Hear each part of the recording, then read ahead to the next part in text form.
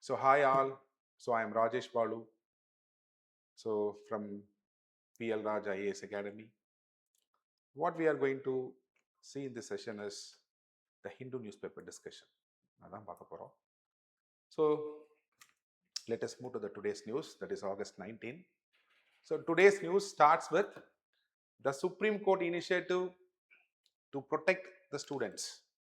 இப்போ வந்து Supreme Court has used its power under Article 142 and it has came forward to quash all its FIR against the students who protested in Delhi. Yes, that is our first news. And the second news what we are going to discuss is about the US keep on using economic policies as a weapon against India. So this news says that India has to go on its own foreign policy, that is the strategic autonomy. That is the second news what we are going to discuss, that comes in general studies paper 2. And the third news what we are going to discuss is about the increase in import bills. So நம்ம வந்து because of this Gulf wars, நம்மளோட oil import உடைய cost has increased to 41%. So that is what we are going to see in the third news. And the fourth news is the BRICS leaders. BRICS leaders எல்லாரும் they have came forward to condemn, yes, regarding the European Union's carbon border adjustment mechanism tax. So உங்களுக்கு எல்லாம் தெரியும். So carbon border adjustment mechanism tax na enna அப்படின்றத. So for the first time, BRICS as an organization of the emerging countries, they came forward, okay, in proclaiming their disappointment with respect to this in the European Union உடைய carbon border adjustment mechanism சம்பந்தமான ஒரு news.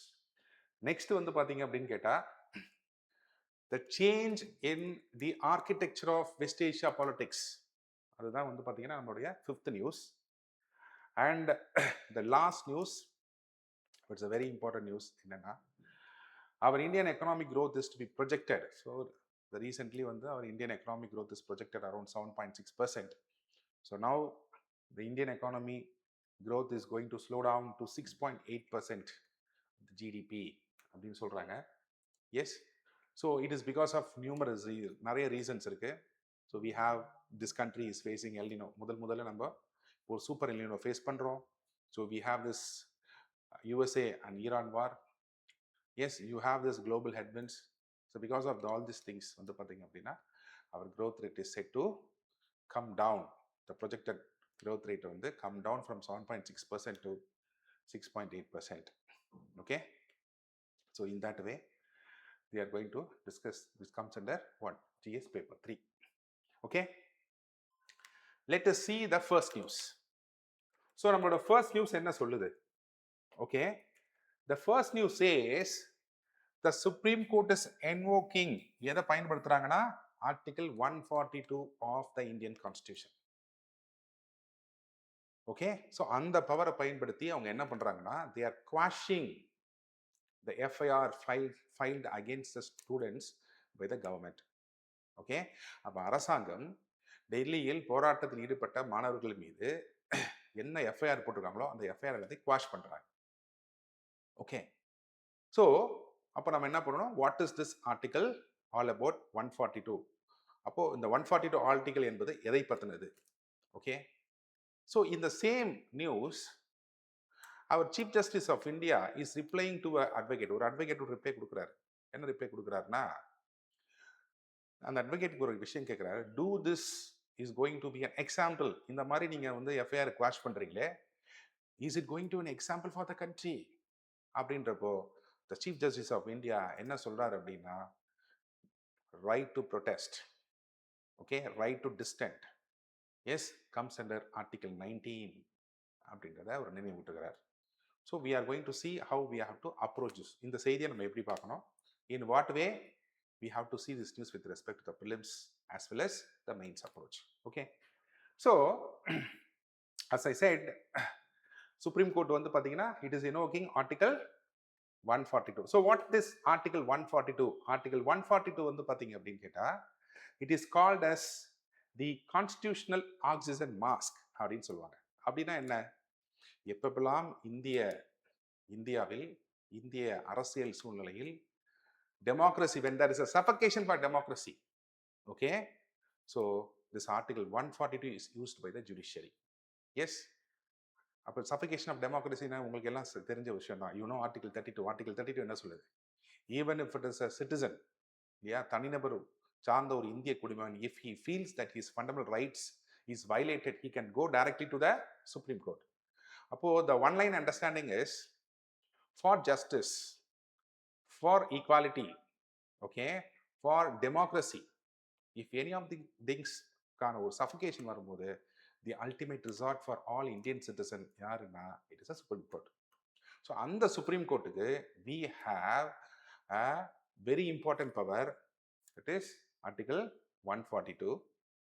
So in the article 142 what it is saying அப்படின்னா, this article 142 gives the Supreme Court to make any necessary orders, okay, yes, throughout the territory of India when there is a situation that we have to save the justice. அப்போ நீதியை காப்பாற்றும் பொருட்டு, okay, அப்போ இருக்கிற சூழ்நிலை நம்ம பார்க்குறோம்.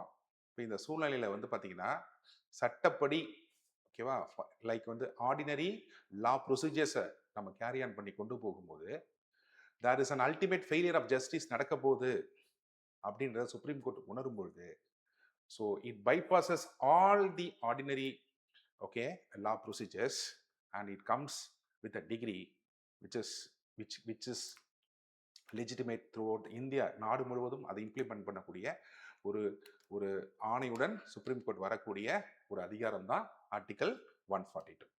Okay, பாருங்க பார்க்கலாம். It is necessary in doing complete justice, okay, necessary for doing complete justice, maybe any cause, okay, or matter pending before it, and also this kind of judgment is enforceable throughout the territory of India. Okay, this is the special power.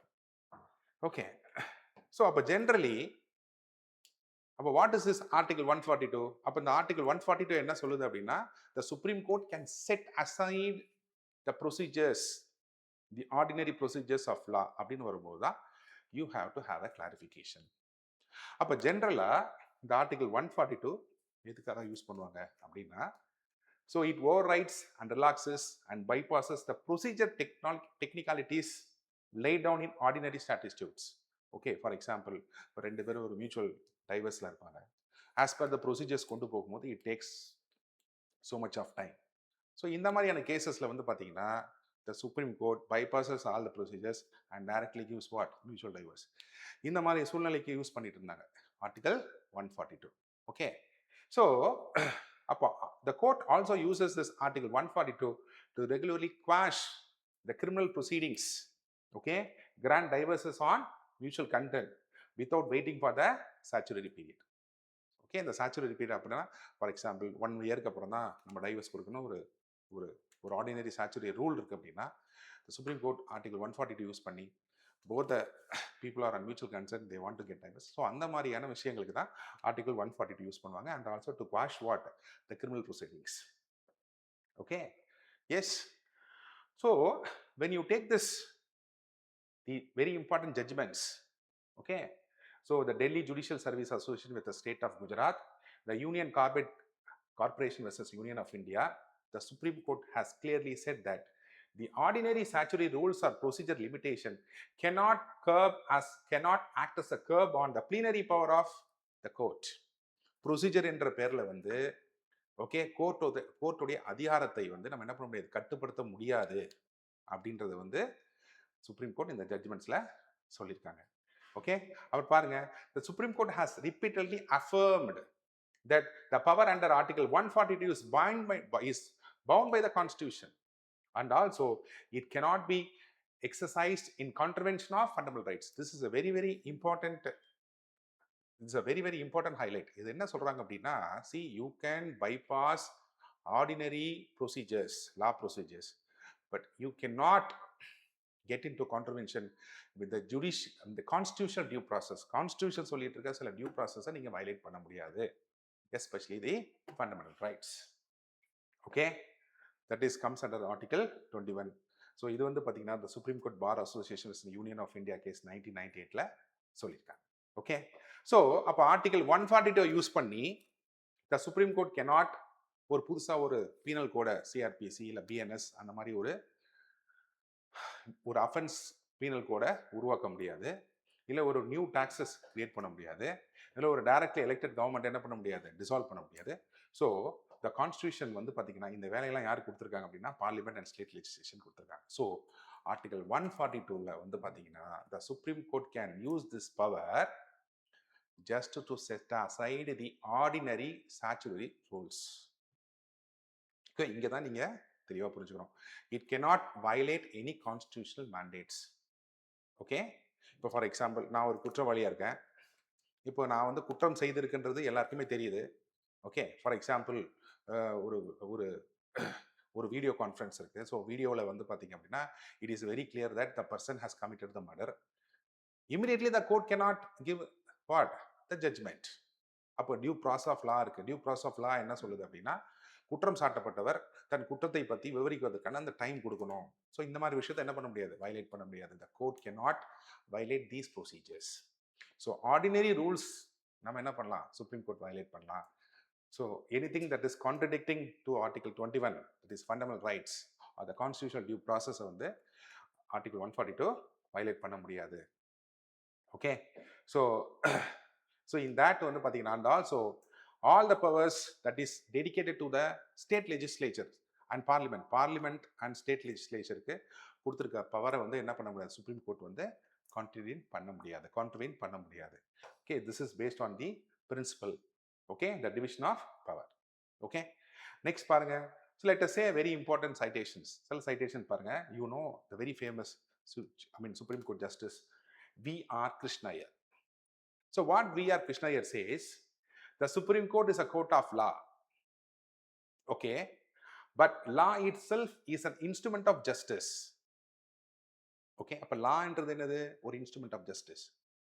So if that law stands against this justice, பாருங்க, when the statutory law is silent or inarticulate, the court's conscience must step in under Article 142 to deliver the substantial not cosmetic justice. அப்போ இந்த rules என்ற அடிப்படையில், regulations என்ற அடிப்படையில் ஒரு நீதி என்பது மறுக்கப்படும் பொழுது நிச்சயமாக கோர்ட் என்ன பண்ணலாம்னா அந்த ரூல்ஸ் அண்ட் ரெகுலேஷன்ஸை நம்ம என்ன பண்ணலாம், செட் அசைட் பண்ணிட்டு it can give an order in name of doing complete justice. So இங்கே வந்து பார்த்தீங்கன்னா the court has used article 142 எதுக்காக யூஸ் பண்ணியிருக்காங்க அப்படின்னா மாணவர்கள் ஒரு சிஸ்டமிக் ஃபெயிலியர் அகெயின்ஸ்டாக போராடி இருக்காங்க. எஸ், அப்படி அரசு பர்மிஷன் கொடுக்காத பொழுதும் அவங்க போராடி இருக்கிறாங்க. அப்படி போராடும் பொழுது அரசு அவங்க மேலே எஃப்ஐஆர் போட்டிருக்காங்க. அப்போ அரசு அவங்க மேலே எஃப்ஐஆர் போடும்பொழுது அது மேலே நடவடிக்கை எடுக்க வேண்டியது என்பது rules. That is ordinary law procedure. Okay, இப்போ சுப்ரீம் கோர்ட் என்ன சொல்லுது அப்படின்னா, Supreme Court is of the opinion, அதுக்கு ஒரு கம்ப்ளீட் ஒப்பீனியன் இருக்கு. என்ன ஒப்பீனியன் இருக்குன்னா, இந்த மாணவர்கள் சட்ட ஒழுங்கு பிரச்சனை உண்டு பண்ண வேண்டும் என்று லா அண்ட் ஆர்டரை டிஸ்டர்ப் பண்ணுன்றதுக்காக they have not done this, அதுக்காக இதை அவங்க பண்ணவில்லை. மாறாக இட்ஸ் அ ஃபர்ஸ்டேஷன், அது அவங்களுடைய நீண்ட நெடிய ஒரு ஆத்திரம் இல்லையா. See every year the paper leaks. So அது வந்து இட் ஹாஸ் கான்ஸ்ட் ஒரு மன வருத்தத்தை உருவாக்கியிருக்கு. அந்த மன வருத்தத்திற்கான ஒரு எக்ஸ்பிரஷன் தான் வந்து எது, இந்த போராட்டம். ஆகவே அந்த மாணவர்கள் மீது நீங்கள் எஃப்ஐஆர் போட்டாலும் I am using article 142 to bypass all this what procedures. அப்போ என்ன பண்ணணும், அவங்க கோர்ட்டுக்கு வரணும். கோர்ட்டுக்கு வரும்போது நாங்கள் அரசை எதிர்த்து போராடவில்லை, மாறாக எங்கள் உரிமைக்காக தான் போராடணும்னு அவங்க நிரூபிக்கணும். அதுக்கப்புறம் தான் அவங்க விடுதலை பண்ண முடியும் இல்லையா. இந்த ப்ரொசீஜர் எல்லாத்தையும் பைபாஸ் பண்ணி it has order to quash all the FIR. So this is with respect to article 142. So article 142 is an exclusive power of Supreme Court. Okay, இதுக்கு ஹை கோர்ட்டுக்கு எந்த சம்மந்தமும் இல்லை. Number 3, it can bypass only ordinary law procedures. Okay, constitutional மேண்டேட்டையோ constitutional due process லாவை என்ன பண்ண முடியாது, பைபாஸ் பண்ண முடியாது. So this is a basic with respect to article 142. Okay, next பாருங்க. இந்த சேம் நியூஸ் ஒரு அட்வொகேட் கொஸ்டின் கேட்கிறாரு. என்ன கொஸ்டின் கேட்கிறாரு, yes whether the parliament march was law or unlawful அப்படின்னு கேட்கிறாரு. ஒரு மிகப்பெரிய கேள்வி எதிர்க்கிறார். அப்போ அவங்க பார்லிமெண்ட் நோக்கி மார்ச் பண்ணியிருக்காங்க இல்லையா, அது சட்டத்துக்கு உட்பட்டதா, சட்டத்துக்கு உட்படாததா, அதுக்கு நீங்கள் பதில் சொல்லுங்க அப்படின்னு கேட்கும்போது அவர் honourable chief justice has said, என்ன சொல்லியிருக்காரு பாருங்க, the criminality of the protest has to be seen from the purpose, எந்த நோக்கத்திற்காக, from which the students were gathered there. Let us not forget their right under article 19 அப்படின்னு சொல்லியிருக்காரு. Okay, அப்போ ஒரு விஷயத்த சொல்லியிருக்காரு, என்ன பர்பஸ்க்காக அவங்க மார்ச் போனாங்க, அப்போ அந்த மார்ச் பண்றதுக்கான உரிமை என்பது ஆர்டிகல் 19ல இருக்குன்றதை ஹைலைட் பண்றாரு நம்மளோட சீஃப் ஜஸ்டிஸ். அப்போ you all know what is article 19. அப்போ ஆர்டிகல் 19ல வந்து we have the right to freedom of speech, right to freedom of expression, right to assemble peacefully without arms, freedom to form associations, union and cooperative societies, right to move freely throughout the territory of India, okay, right to reside and settle in any part of the territory, and right to practice any profession or to carry any occupation, trade or business. So இந்த ஆர்டிகல் 19ல வந்து பார்த்தீங்கன்னா நமக்கு right to freedom, peace, assemble peacefully without arms, right to freedom of speech and expression, இந்த 2 article இருக்கு. So they have use this article அப்படின்னு நம்மளோட சீஃப் ஜஸ்டிஸ் வந்து ஒரு ஹிண்ட் கொடுக்குறாரு இல்லையா? அப்போ பாருங்க பார்க்கலாம். ஸோ அப்போ இந்த ரைட் இருந்தாலும் do this right are absolute? அப்போ நம்மளுக்கு எல்லாருக்கும் தெரியும், all the fundamental rights are not granted. It is not absolute right. Right to freedom of speech கொடுத்துருக்காங்க அப்படின்னா you cannot talk anything. There is reasonable restrictions. Yes or no? Yes. அப்போ what are the reasonable restrictions?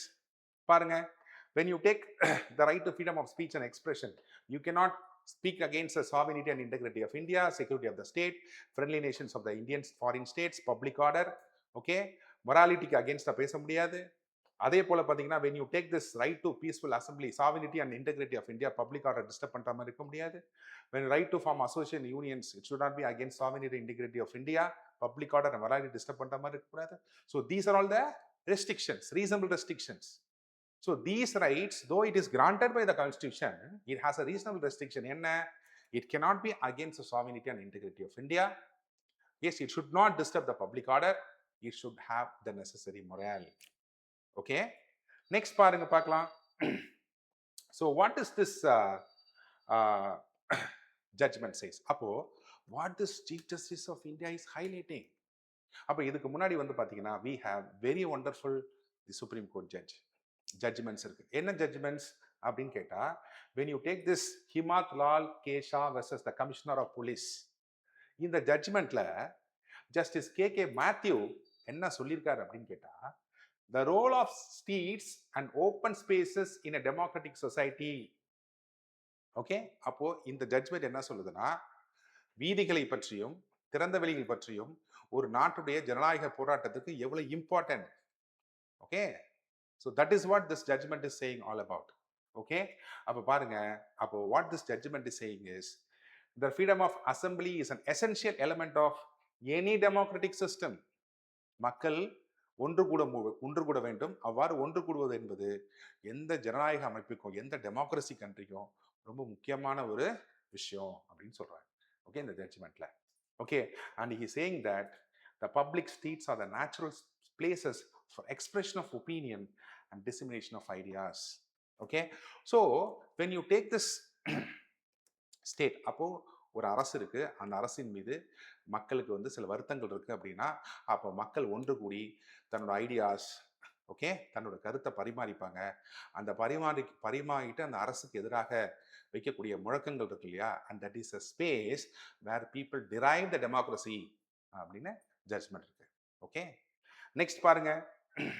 Next இந்த மஸ்தூர் கிசான் சக்தி Sangathan versus union of இந்தியாவில் வந்து பார்த்தீங்க அப்படின்னு கேட்டா, அப்போ என்ன சொல்லியிருக்காங்க அப்படின்னா, the demonstration and processions are the seats of power that serve a vital constitutional purpose.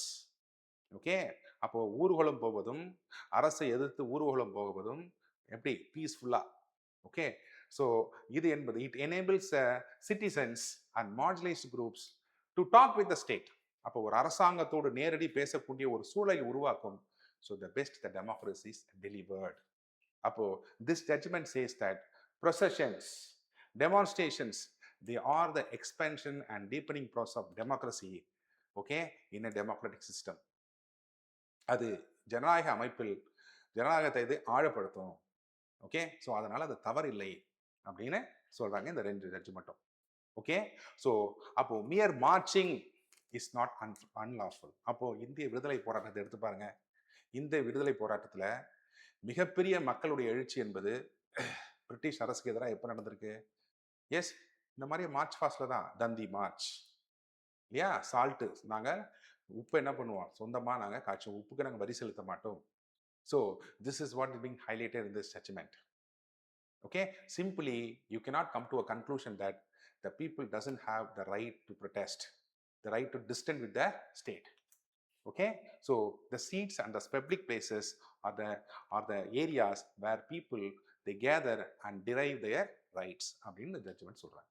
Okay, so this is with respect to the news. அப்ப இந்த நியூஸ்ல ரெண்டு விஷயம் பார்க்குறோம். ஒன்று, article 142, for which purpose article 142 will be used by the Supreme Court, for which purpose the Supreme Court cannot use article 142. Next வந்து பாத்தீங்க அப்படின்னா, the Chief Justice of India has highlighted the importance of article 19, okay, subclass 1 and subclass 3 பத்தி சொல்லியிருக்காரு, 2 and 3 பத்தி சொல்லியிருக்காரு. So அதை base பண்ணி we have a judgments that where the public spaces and roads are the places where the people derive their rights, okay, அப்படின்றது சொல்லியிருக்காங்க. So let us see some of the prelims question. அப்ப இதை base பண்ணி என்ன prelims question வரப்போகுது? You see it. With reference to the Indian judiciary, consider the following statement. என்ன statement? The power to pass order to complete justice under article 142 is available both to Supreme Court as well as High Court. Okay, அப்ப நம்ம ஏற்கனவே பார்த்தோம், it is an exclusively power of the exclusive power of யாரோட exclusive power? It is an exclusive power of the Supreme Court, not the High Court.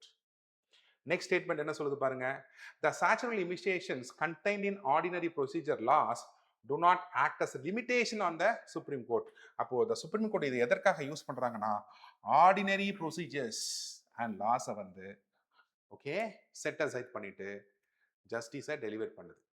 Okay, அப்போ Supreme Court when it is of an opinion that the foundation of the caseல இந்த கேஸோட ஃபவுண்டேஷன்ஸை படிச்சு பார்க்கும்போது நம்ம rules and ரெகுலேஷன்ஸை follow பண்ணோம்னா the justice will not be delivered அப்படின்னு ஒரு சூழல் வரும்போது Supreme Court will surpass all this procedures and do complete justice.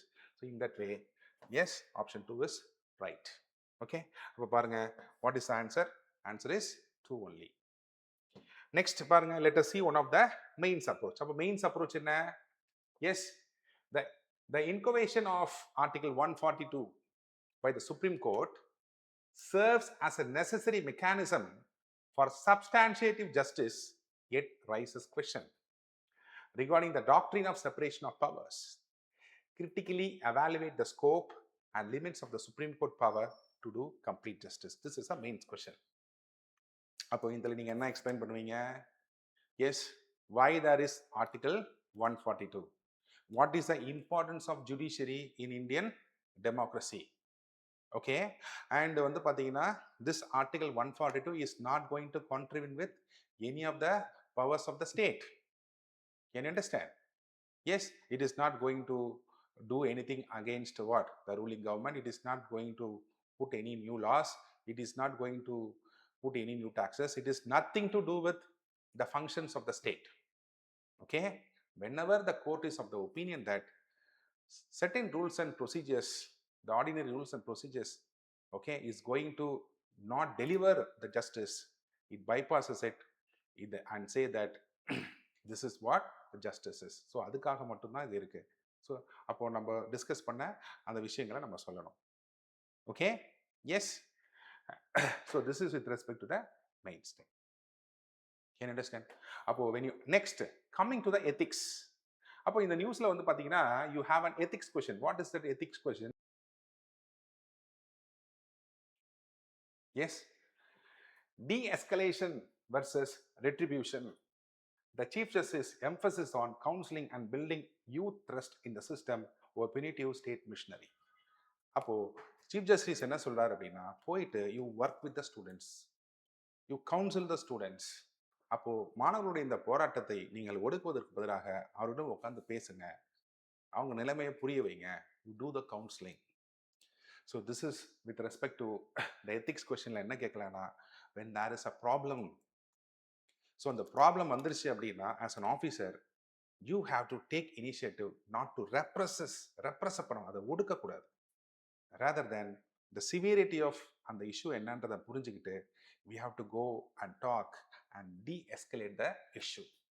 Okay, இப்போ நீங்கள் தமிழ்நாட்டில் எடுத்துக்கிட்டிங்கன்னா டியூரிங் த ஜல்லிக்கட்டு போராட்டம், when there is a protest all over the districts in Tamil Nadu, each and every district SPs, they went to the protest, they spoke with the leaders, okay, and they contained the severity of the protest. Okay, so that is the ethics point of view, de-escalation versus retribution.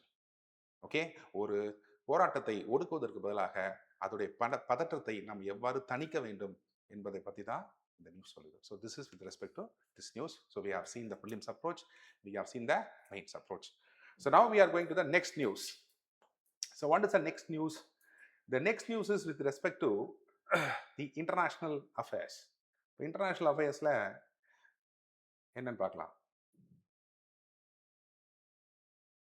Next news பாருங்க.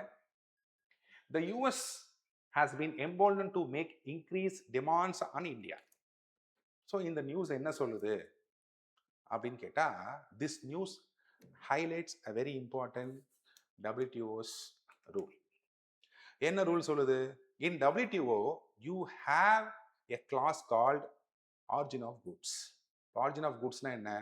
See, if I am going to do a trade, yes, with a country, அப்போ நான் அந்த trade பண்ற அந்த country கூட, yes, if I am having some tariff concession, அதுக்கான tariff concession இருக்கு அப்படின்னா, yes, those tariff concessions is available to only those goods that has been value additioned in Indian soil. அப்போ இந்தியாவில் ரா மெட்டீரியல்ஸை யூஸ் பண்ணி மதிப்பு கூட்டி உருவாக்கப்பட்ட பொருட்களுக்கு மட்டும்தான் டாரிஃப் கன்செஷன் கொடுக்க முடியும். That is what is called as the origin of goods clause. அப்போ நான் போயிட்டுனா, I am an Indian citizen, I am exporting some goods to China. So நான் சைனாலேருந்து ஒரு பொருளை இம்போர்ட் பண்ணி, ஓகே, அதில் சின்னதாக மைனரான ஒரு சேஞ்சஸ் மட்டும் பண்ணி, I cannot export to what? USA. Yes, இப்போ சைனா என்ன சொல்லுது, ஐ மீன் யூஎஸ்ஏ என்ன சொல்லுதுன்னா, India is doing this, okay, it is coming hard on India. Continuously பார்த்தீங்க அப்படின்னா US is hitting India right from 2010-11. You all know, yes, how much Iran is very close neighbor, historically connected number, culturally connected. இந்தியாவுக்கு தேவையான crude oil வந்து எங்க இருக்கு? ஈரான்ல இருக்கு. But அப்போ என்ன பண்ணாங்க? US said that Iran is doing some kind of nuclear enrichment program, so your trade with Iran is encouraging that, so I'm going to use this CAATSA. Okay, அப்போ Iran வந்து பார்த்தீங்க, அமெரிக்கா வந்து பார்த்தீங்கன்னா it has a CAATSA rule. CAATSA ரூல்னா அது எந்தெந்த நாடுகள் மீதெல்லாம் தடை விதிக்கிறதோ அந்த நாடுகள் கூட வந்து மற்ற நாடுகள் என்ன பண்ணக்கூடாது? வைக்கக்கூடாது. எஸ், அப்போ we have signed the logistic, okay, the strategic logistic agreement with USA. Yes, the strategic sharing of intelligent informations. Okay, USA கூட இந்த மாதிரி நிறைய டிஃபென்ஸ் அக்ரிமெண்ட் சைன் பண்ணியிருக்கிறோம். ஸோ அதனால் இந்த மாதிரி டிஃபென்ஸ் அக்ரிமெண்ட் சைன் பண்ணியிருக்க நீங்கள் வந்து ஈரான் கூட ரிலேஷன்ஷிப் வச்சுக்க கூடாது அப்படின்னு சொன்னப்போ India accepted it. Okay, so India compromised for the sake of USA. Next நம்ம எப்போ காம்ப்ரமைஸ் பண்ணோம்? எப்போனா டியூரிங் த ரஷ்யா யுக்ரைன் வார்ல USA was compelling that India should reduce its purchase of oil. நீ ரஷ்யாட்டேருந்து வாங்குற ஆயில் பர்ச்சேஸை கம்மி பண்ணு. ஓகே, அப்போ when you take this oil purchase, okay, by 2026 January, the oil share of the Russian oil company has come down below 20%. So 40% நம்ம வாங்கிட்டு இருந்தோம் யார்கிட்ட? ரஷ்யாட்ட. Because of the compulsion of USA, we reduced our oil purchase from Russia that went below 2026 before the US-Iran war. Likewise, we sacrifice our relationship with the Peninsula. Peninsula கூட வந்து பாத்தீங்கன்னா நம்ம relationship என்ன பண்ணோம்? We have sacrificed our relationship with Peninsula. We have sacrificed our relationship with what? The Russian oil. We sacrificed our relationship with what? Iran. Yes. In the name of tariff. நான் tariff போடுவேன்ற பேர்ல வந்து பாத்தீங்க அப்படின்னா USA was constantly pushing India to reduce the taxes on the two-wheelers. அப்போ high and two வீலர்ஸ்ல வந்து பாத்தீங்கன்னா இதுக்கான taxes நீங்க என்ன பண்ணுங்க, ரெடியூஸ் பண்ணுங்க. டூ வீலருக்கான டாக்ஸஸ் ரெடியூஸ் பண்ணுங்கன்னு சொல்லியிருக்காங்க. Okay, and India has done it. India அதை பண்ணியிருக்காங்க. எவ்வளவு பண்ணியிருக்காங்க பாத்தீங்க அப்படின்னா, it has slashed its its taxes from 50 to 75, 60 to 75% இந்த two-wheeler taxes வந்து we have slashed below 50% and 40% in 2018. அதே போல we have reduced the taxes for the frozen duck and turkey import. Okay, அங்க வெளியே அப்போ வந்து யூஎஸ்ல வந்து அதிகமான frozen duck and turkey இருக்கு இல்லையா, ஸோ வான்கோழி மற்றும் வாத்துக்கள் ஃப்ரோசன் பண்ணி இந்தியாவில் இம்போர்ட் பண்றதுக்கான டாக்ஸஸ் நம்ம வந்து கம்மி பண்ணியிருக்கிறோம். அதே போல இறால் ஷிம்ப் ஃபீட்ஸ் அதுக்கான இம்போர்ட் டாக்ஸை வந்து நம்ம என்ன பண்ணியிருக்கோம், கம்மி பண்ணியிருக்கோம். And now US is coming with a new issue. என்ன இஷ்யூ? நோ நீங்க வந்து சைனாலேருந்து இன்டர்மீடியட் குட்ஸ் வந்து இம்போர்ட் பண்றீங்க, அதில் சின்ன சின்ன மைனர் சேஞ்சஸ் பண்ணிட்டு you are expecting to US. Already you know that I ஆம் having an issue with China. Okay, அப்போ நான் சைனீஸ் குட்ஸுக்கு அதிகமான டாரிஃப் போட்டிருக்கேன். அப்போ த Chinese goods R ரீரூட்டிங் in to the US via India. So you should reduce your trade with China. So this is the US contention. But when you take India and China is a coupled economy pa. Yes, ரீசெண்டாக வந்து பார்த்தீங்கன்னா பார்லிமெண்ட்ல நம்மளுடைய commerce minister has answered a question to member of parliament. அப்போ அந்த member of parliament என்ன கேள்வி கேட்டாரு அப்படின்னா, India and China's trade have crossed $100 billion. Why? அப்போ இந்தியாவுடைய ட்ரேட் டெபிசிட் வித் சைனா வந்து $100 billion கிராஸ் பண்ணிடுச்சு. Deficit, I am speaking about the deficit. அப்போ the commerce minister says all the things that we are importing from China is not finished goods. These are all raw materials. The raw materials that is required to support our renewable energy missions. Okay, the solar wafer cells. The raw materials that is required to support the pharmaceutical production of India.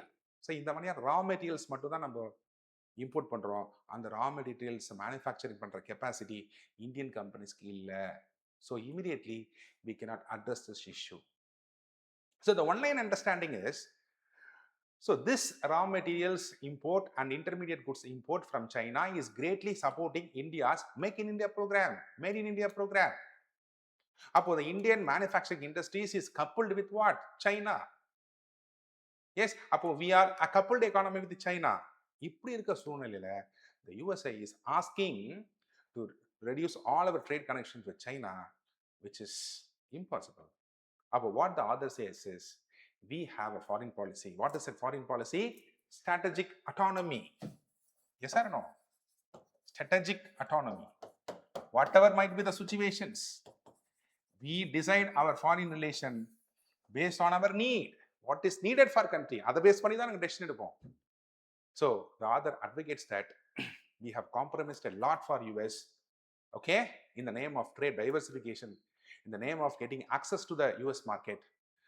Let us now use the strategic autonomy. We cannot compromise China's relationship for the sake of USA, because all these imports, அப்போ சைனாலேருந்து நம்ம import பண்ணுற எல்லாருமே எல்லா raw materials and intermediate goods is necessary for the manufacturing industries of India.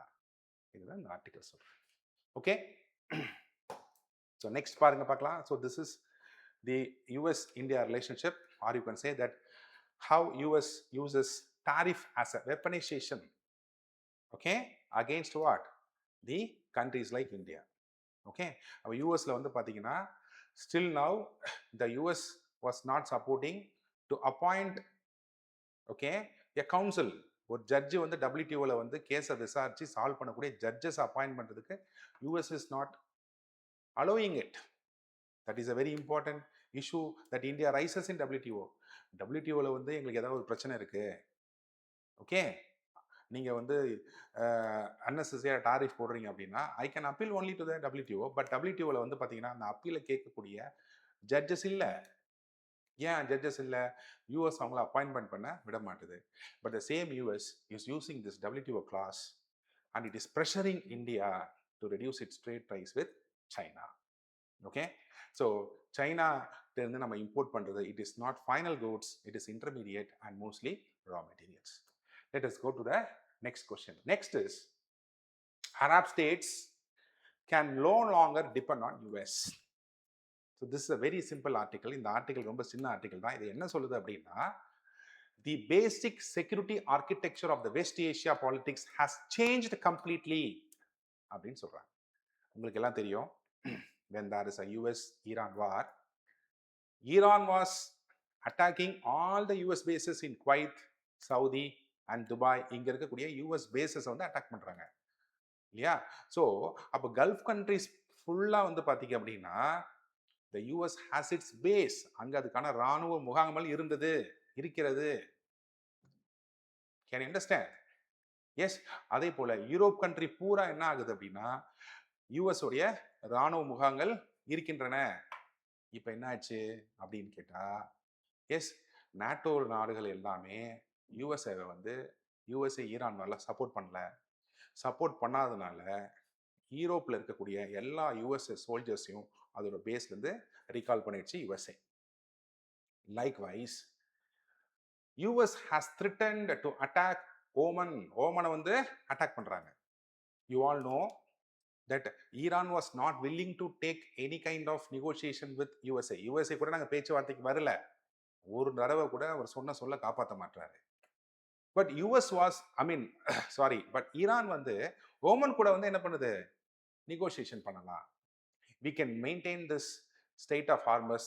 நம்ம ரெண்டு பேரும் கம்பைண்டாக என்ன பண்ணலாம், மெயின்டைன் பண்ணலாம். But we can not internationalise it. Okay, so Oman is mediating. Okay, you know how important the strait of Hormuz for the global economy. Yes, that Oman was been threatened by USA that I will attack you. Appo, this is an indicator. What is that indicator is, once upon a time, the US was the service provider of security service provider for the entire Gulf. The entire Gulf politics was governed, dictated and determined by the US. Now the basic architecture is changing. Okay? Yes, this is what discussed in this article. Okay? Yes. Next பாருங்க. Next, this is with respect to the BRICS call on the European Union carbon tax. It is unilateral. Appo you all know what is carbon tax. Yeah. Appo the world is moving towards green energy. Green energy நோக்கி நம்ம மாறி போயிட்டே இருக்கோம். S, அப்போ European union தன்னுடைய green energy டெக்னாலஜிலேருந்து produce பண்ணக்கூடிய அந்த கூட்ஸுக்கு S காம்படிட்டிவாக இந்தியாவிலேருந்து அதே கிரீன் எனர்ஜி பேஸ் பண்ணி உற்பத்தி பண்ணப்பட்ட பொருள் தான் இருக்கணும் அப்படின்னு ரூல் கொண்டு வராங்க. That is what is called as the carbon tax. அப்படின்னா என்ன? For example, you have a cement. இப்போ யூரோப்பில் ஒரு சிமெண்ட் இருக்கு. Okay, that is made out of green energy. ஓகேவா? ப்ரௌன் ஃபியூவல் யூஸ் பண்ணாம, கோலோ பெட்ரோலியமோ இதெல்லாம் யூஸ் பண்ணாமல் எஸ் கிரீன் ஹைட்ரஜன் போன்ற கிரீன் டெக்னாலஜிஸ் யூஸ் பண்ணி கிரீன் எனர்ஜி யூஸ் பண்ணி ப்ரொடியூஸ் பண்ண சிமெண்ட்டுக்கு இங்கே கோலை யூஸ் பண்ணி உற்பத்தி பண்ணி இந்தியாவிலேருந்து ஒரு சிமெண்ட் இம்போர்ட் பண்ணுறாங்கன்னு வச்சுக்கோங்க யூரோப்புக்கு. It is unequal competition Europe சொல்லுது. அப்போ நான் என்ன பண்ண போகிறேன் அப்படின்னா, நீயும் மேனுஃபேக்சர் பண்ண சிமெண்ட்டை எதை பேஸ் பண்ணி, கிரீன் எனர்ஜி டெக்னாலஜி பேஸ் பண்ணி மேனுஃபேக்சர் பண்ணு. But if you are going to send me a cement okay to my market that is being manufactured from coal, definitely I'm going to put a high tax. அப்போ அதிகமான tax போட போகிறேன் அப்படின்னு சொல்கிறாங்க. That is what is called as the carbon tax. அப்போ இந்த carbon டேக்ஸோட main issue என்ன அப்படின்னா, for India, out of the total exports to Europe, 10 to 12% of the exports to European Union is steel and cement. அப்போ இந்த tax வரும்பொழுது greatly India's exports to the European countries will be affected. அப்போது என்ன சொல்கிறாங்க அப்படின்னா, இந்த global வார்மிங்க்கு நாங்கள் காரணம் கிடையாது. We are not responsible for this global warming. It is this developed countries is responsible for global warming. அப்போ இந்த மாதிரி நீங்கள் ஒரு டாக்ஸை கொண்டு வருது என்ன அப்படின்னா, it is an unequal competition. இந்த காம்படிஷன் வந்து சரி கிடையாது. ஓகே, ஸோ அப்போ யூரோப்பியன் யூனியன் இந்த மாதிரி டாக்ஸ் போட்டுச்சு அப்படின்னா 90% of India's steel exports to the Europe country will be affected. Yes, அப்போ it will increase our financial vulnerabilities. Okay, அப்போ நீங்கள் என்ன பண்ணணும், அப்போ இந்த மாதிரியான ஒரு டாக்ஸை நீங்கள் கொண்டு வரீங்கன்னா இந்த வல்னரபிலிட்டி ஃபினான்ஸை எங்களுக்கு இன்க்ரீஸ் பண்ணோம். இந்த மாதிரியான நியூ டெக்னாலஜி, கிரீன் டெக்னாலஜி நோக்கி நாங்கள் டிரான்சிஷன் பண்ணுறோம்னு வச்சுக்கோங்க. For example, India is having the green hydrogen mission இருக்கு. அதுக்கு thousands and thousands of crores India allocate பண்ணியிருக்காங்க. அதுக்கான ஃபண்டு, இந்த டிரான்சிஷன் எனர்ஜிக்கான ஃபண்டை நீங்கள் இன்க்ரீஸ் பண்ணுங்க. So without this kind of supporting initiatives, okay, bringing this kind of tax is an unilateral initiative. இது உங்களுக்கு சாதகமாக தான் கொண்டு வரீங்களே தவிர it is not benefiting us அப்படின்றத BRICS has delivered. இந்த BRICS யாரெல்லாம் இருக்கா? All the developing countries இருக்காங்க. It is the China is there, India is there, Brazil is there. இவங்களாம் வந்து developing countries. So they have given this. Okay, yes, it's a very very important organisation. Yes, அப்போ we need adaptation finance. Next பாருங்க பார்க்கலாம். India's crude oil import to bill up what 41% in July. அப்போ this is a very simple news. இப்போ இந்த நியூஸ்லேருந்து நம்ம என்ன infer பண்ணணும் அப்படின்னா, because of the West Asia crisis, because of the increased logistic cost, because of the increased insurance cost, because of the increased oil prices, our import bill has been risen by 41%. Okay, 41% நம்ம என்ன பண்ணியிருக்கோம், increase ஆயிடுச்சு. If this is the case, what India has to do? அப்போ India என்ன பண்ணணும்னா, we have to get energy independence. You all know this. The 88.5% of the country's crude oil, yes, we import 88.5%. அப்போ நம்மளோட energy நீட்ஸை வந்து we have to move towards what? Our indigenous sources. As I told you, we have the national solar mission. Yes, இப்போ national solar mission இருக்கு. We have the national green hydrogen mission இருக்கு. Biogas இருக்கு. S, அதே போல் வந்து பார்த்தீங்க அப்படின்னா E20, that is ethanol, okay, with petrol combination, அந்த schemes இருக்கு. Okay, so this is what is called as a way forward. அப்போ இந்தியாவுடைய physical deficit, if it want to be healthy, then India's energy independence is very very important.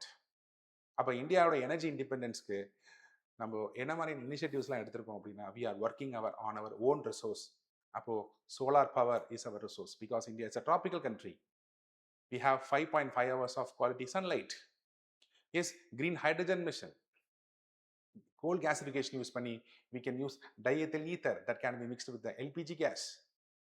Yes, அதே போல் we can use biogas, we can mix it what, the ethanol with the petrol. So இந்த மாதிரியான initiatives மூலமா yes, India can be a self-contained or a self-reliant country on its energy. Yes, so this is an alarming news that India has to move fast towards the self-reliance of energy. அப்போ we have seen the nuclear, அப்போ nuclear power பற்றி பார்த்தோம். In this Independence Day, our Prime Minister has spoken about the nuclear reactors. அப்போ கல்பாக்கத்தில் இருக்க நம்மளுடைய prototype fast build reactor பற்றி நம்ம பேசியிருக்கோம் இல்லையா? So where we use thorium, okay, which is found abundant in India as its fuel. Yes, so this is with respect to that news. Okay, so in order to have a healthy physical balance, in order to have a reduced import bill, then India's energy independence is a mandate. The next பார்த்தீங்க அப்படின்னா, next news is with respect to the India's economic growth. This is a very famous prelims question. எப்போ பார்த்தாலும் prelims-ல வந்து the trend of GDP growth பற்றி கேட்பாங்க. Okay, so right from 2008, yes, there was a global uncertainty, whether it may be a financial crisis, whether it may be war, whether it be increased what, the crude oil prices. இப்போ இதனால் என்ன ஆகுது அப்படின்னு கேட்டால், there was a global headwind, there was not very good what, yeah, business climate is there outside, or economic situation illa. And also when you take the average, the global growth, it is only 3.1% to 3.2% for last 4 to 5 years. Yes, இந்த மாதிரி சுச்சுவேஷன்ல already we have a global headwind. So this year India பார்த்தீங்க அப்படின்னா we have suffered from super El Nino. Yes, so because of that, what happened? So because of that, yes, the India's ratings and research, okay, has projected that the India's GDP growth is going to come from 7.6% to 6.8%. 6.8% கம்மியாக போகிறது. அதுக்கான reason என்னன்னா, it is being supplemented by, yes, the Russia US war. Sorry, cut. அதுக்கான reason என்னன்னா, because of the war, because of the El Nino that happened in this country. So these are all the reasons. So you have to have a brief thing about, yes, the trend of the GDP growth in India. This is the prelims approach. So with this, we conclude our Hindu newspaper analysis. Thank you.